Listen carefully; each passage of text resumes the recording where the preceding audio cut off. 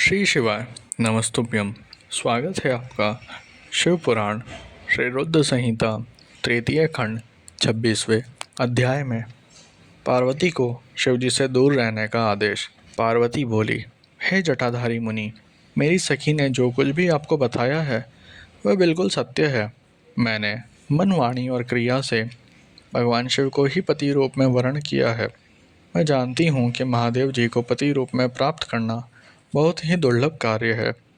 फिर भी मेरे हृदय में और मेरे मन में सदैव वे ही निवास करते हैं। अतः उन्हीं की प्राप्ति के लिए ही मैंने इस तपस्या के कठिन मार्ग को चुना है। यह सब ब्राह्मणों को बताकर देवी पार्वती चुप हो गई। उनकी बातों को सुनकर ब्राह्मण देवता बोले, हे देवी, अभी कुछ समय पूर्व तक मैंने मन में यह जानने की प्रबल इच्छा थी कि क्यों आप इतना कठोर तप कर रही हैं, परंतु देवी, आपके मुख से यह सब सुनकर मेरी जिज्ञासा पूरी तरह शांत हो गई। देवी, आपके किए गए कार्य के अनुरूप ही इसका परिणाम होगा, परंतु यदि तुम्हें सुख देता है तो यही करो। यह कहकर ब्राह्मण जैसे ही जाने के लिए उठे, वैसे ही देवी पार्वती उन्हें प्रणाम करके बोली, हे विप्रवर, आप कहाँ जा रहे हैं? कृपया यहाँ कुछ देर और ठहरिए और मेरे हित की बात कहिए।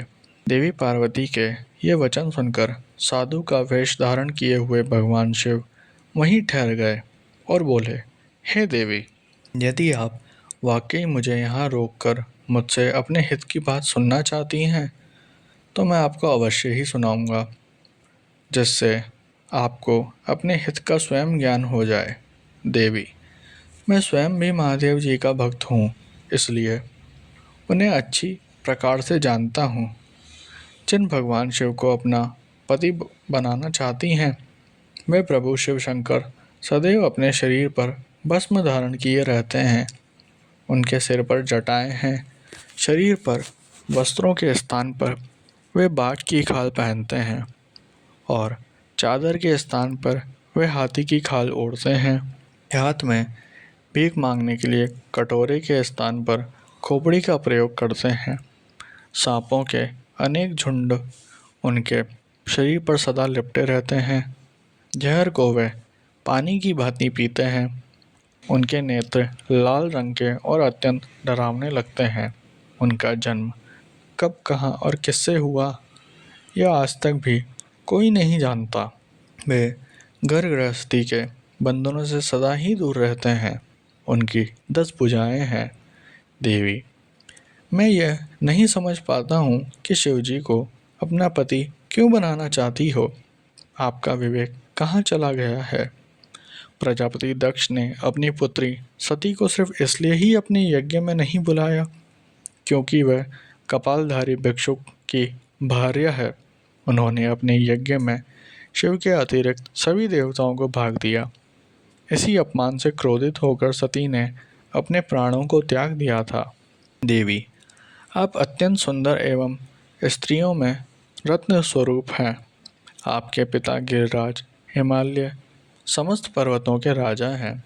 फिर क्यों आप इस उग्र तपस्या द्वारा भगवान शिव को पति रूप में पाने का प्रयास कर रही हो? क्यों आप सोने की मुद्रा के बदले कांच को खरीदना चाहती हो?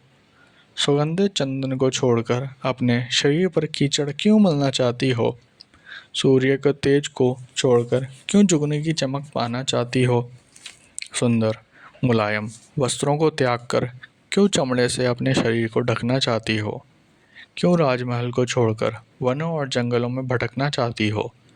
आपकी बुद्धि को क्या हो गया है जो आप देवराज इंद्र एवं अन्य देवताओं को, जो कि रत्नों के भंडार के समान हैं, छोड़कर लोहे को अर्थात शिवजी को पाने की इच्छा करती है?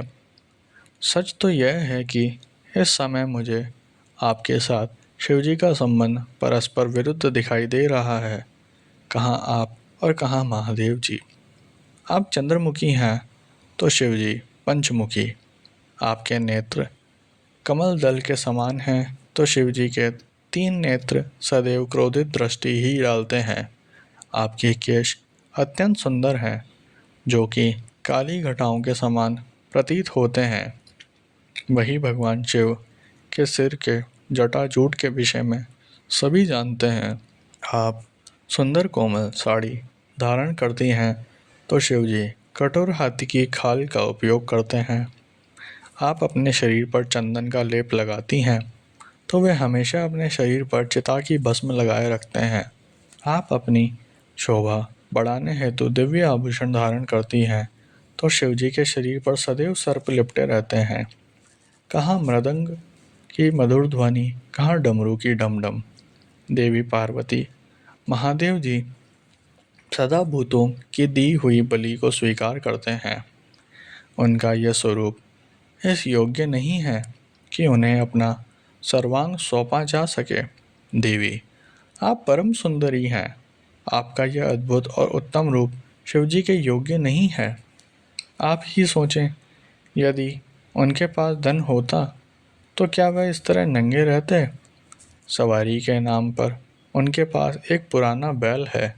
कन्या के लिए योग्य वर ढूंढते समय वर की जिन जिन विशेषताओं और गुणों को देखा परखा जाता है, शिवजी में वह कोई भी गुण मौजूद नहीं है। और तो और आपके प्रिय कामदेव को भी उन्होंने अपनी क्रोधाग्नि से भस्म कर दिया था। साथ ही उस समय आपको छोड़कर चले जाना आपका अनादर करना ही था। हे देवी, उनकी जात पात ज्ञान और विद्या के बारे में सभी अनजान हैं। पिशाच ही उनके सहायक हैं। उनके गले में विष दिखाई देता है। वो सदैव सबसे अलग थलग रहते हैं। इसलिए आपको भगवान शिव के साथ अपने मन को कदापि नहीं जोड़ना चाहिए।